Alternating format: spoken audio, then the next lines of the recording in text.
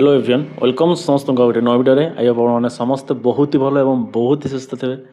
तो आज भिडियो आम कथा आम ओ स्टेट एग्जाम गत काली जोटा होती ठीक अच्छे समस्ते एग्जाम देते समस्ते तो नुह जो मनकर हो ना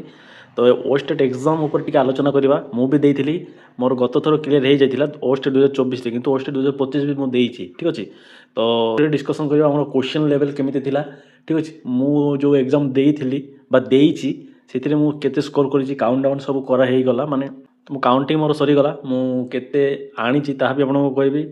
प्लस आपण मैंने तो कौ टॉपिक रु मु केते स्कोर करी ताहा भी कहबी एंड पूर्व थर रे केते थिला एग्जाम रे स्कोर आ एथर को केते आसी ताहा कहूची हला आ मु काहे की देइची मोर गोट थर हे जाइथिला हेले भी मधे मु काहे की देइची ताहा भी कहबी बुझला। तो स्टार्ट करवा जो मैंने चैनल को नुआ चैनल को सब्सक्राइब वीडियो को लाइक शेयर ता सहित वीडियो संपूर्ण देखिए आ जहाँ भी आपंकर ओपिनियन थी कमेंट जनइबे ठीक अच्छे।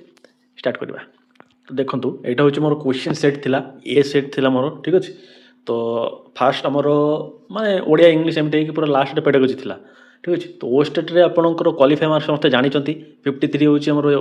एससी एसटी पीडब्ल्यूडी ठीक अच्छे ओबीसी समस्त 53 जनरल पिला 68 बुझल।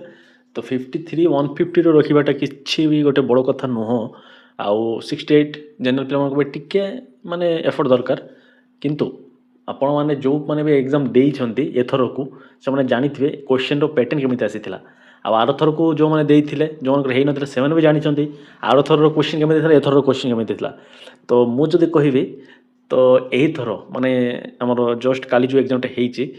सेथिरे क्वेश्चन रो लेवल मॉडरेट टू हाई थिला ठीक अछि हमर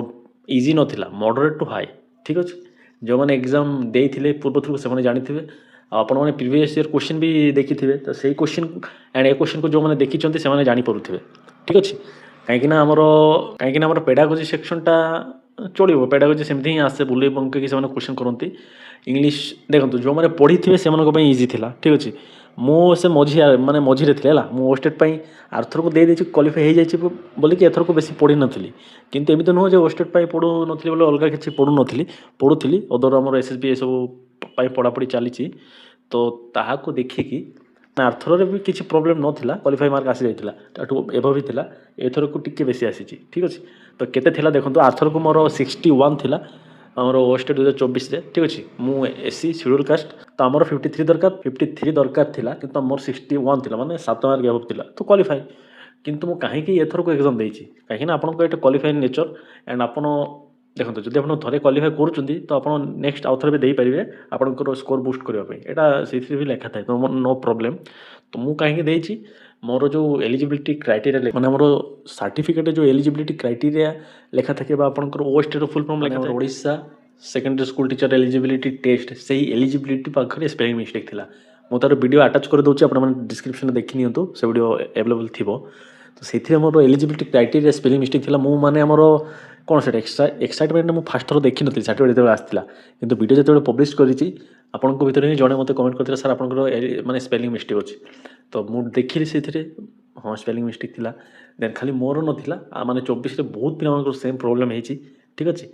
तो यहाँ माने गोटे मत गोटे कौन से माने द्वंद्व भितर पकई देला मु बहुत सार को पचारि से कहते नो प्रोब्लेम किंतु मु कहीं रिस्क नेबी अंडर ग्रेड स्टूडेंट रिस्क नवार कौन से चान्सेस ही ना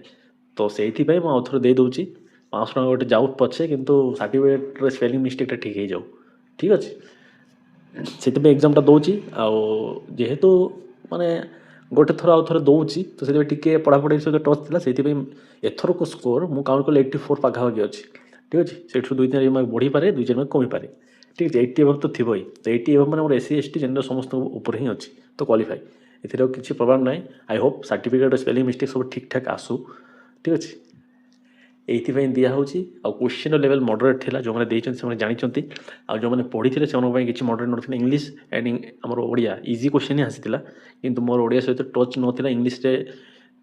थिला जेहेतु 12-15टा ठीक 15 नुह 12-13टा ठीक है ओडिया से भी ठीक है 11टा बोधे ठीक है कौन करवा कहतु ओडियाटा टी मतलब हुए तो चेष्टा चलती देखा कौन होमती ओ स्टेट एग्जाम एक्सपीरियंस सहित किसी तो कथा आपको जनइली जो मैंने ओ स्टेट एग्जाम देते आपड़ निहाती जानी थे आप एग्जाम केमी जब देखी ना काउंट कर दिंतु आउ ओ स्टेट को छाड़ू जब क्वालिफाई मार्क आसी जाए एसएसबी पढ़ापढ़ी करूँ ଅଦରୱାଇଜ୍ ଜୁନିୟର ଟିଚର ପାଇଁ ପଢ଼ାପଢ଼ି କରନ୍ତୁ, କାହିଁକିନା ଟାଇମ୍ ୱେଷ୍ଟ ବିଲକୁଲ କରିବେନି। କାହିଁକିନା ଅପରଚ୍ୟୁନିଟି ମାନେ ଅପରଚ୍ୟୁନିଟି ଆସେନି, ଆଉ ଆସୁଛି ମାନେ ତାକୁ ମିସ୍ ଆଉଟ୍ କରିବା ଠିକ୍ ହେବନି, ବୁଝିଲା। ତ ସମସ୍ତଙ୍କୁ ଅଲ୍ ଦ ବେଷ୍ଟ ଆପଣଙ୍କର ଓଷ୍ଟେଟ୍ ରେଜଲ୍ଟ ପାଇଁ।